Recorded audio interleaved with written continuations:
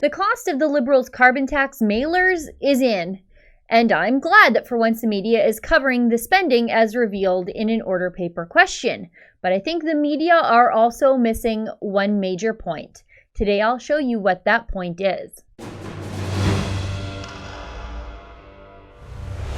Today's dose of liberal hypocrisy is revealed to us through an order paper question from Edmonton Conservative MP Kelly McCauley. Kelly McCauley asked the government, with regard to the recent government mail-out for the climate action incentive payment in the form of a mail card, how many cards were printed and what was the associated cost to print the cards, broken down by province. How many cards were mailed out and what was the associated cost to mail the cards? What are the details of all expenditures related to the mailouts, including vendor, amount, description of goods or services rendered, including quantity? Were carbon offsets purchased to offset the production of these cards? And if so, what are the details of any such expenditures? Was 100% recycled paper used, and if not, why not? And what is the carbon footprint associated with the production of the cards, including estimated greenhouse gas emissions? What a good order paper question. Now, the response back from the government was expensive and clueless. Let's start with the preamble. Our government made a commitment to Canadians that we would fight climate change while making life more affordable. That's a bit of a funny statement considering what I'm about to tell you next. Anyway, let's go on. 7 million cards were printed for a total cost of over $129,000. The total associated cost to mail the cards was nearly $887,000. This figure includes postage, printing, freight, and insertion. That's a strange word to use considering I sort of feel like we're all getting screwed here. Now, the order paper goes on to break down costs by province and, of course, by locale. We also learned that Doug Ford's province of Ontario was heavily targeted by this Liberal propaganda, with 5.6 million of the 7 million total mailers ending up in Ontario mailboxes.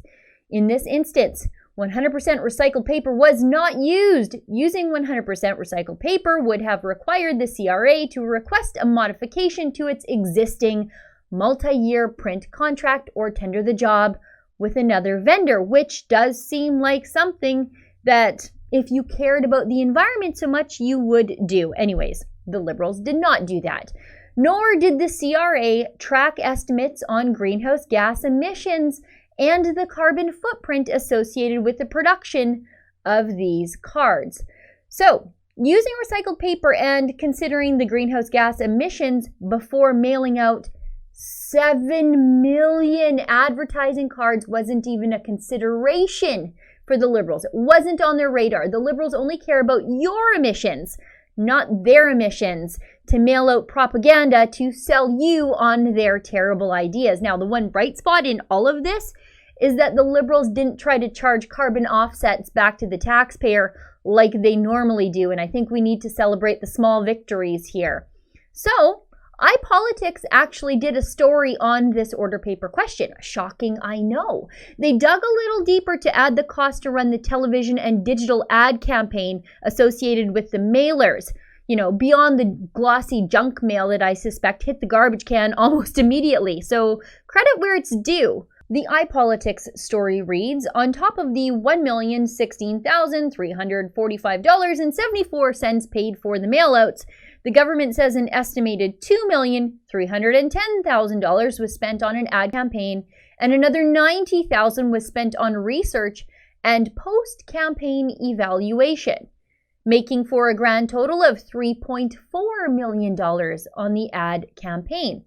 But iPolitics left out the hypocrisy of doing the mailer in the first place, which the order paper question was pointing out, that printing a bunch of mailouts on a bunch of non-recycled paper that everyone will absolutely throw out upon opening their mailbox anyway, to be trucked to depots and delivered to doors all across the country to promote an emissions tax seems like a silly thing to do for a bunch of people who claim they care about carbon emissions. What's happening here is the same thing that happens when the media party overlooks the hypocrisy of our much-traveled, ranting and raving Environment Minister Catherine McKenna, who jets off to somewhere across the world to then preen about the dangers of climate change.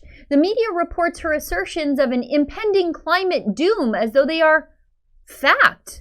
But then the media overlooks her carbon-intensive ways. It's why I go to the UN climate change conferences myself, even though the UN doesn't really let me in the door anymore. I go to these places to show you the hypocrisy of the elites that the media won't show you.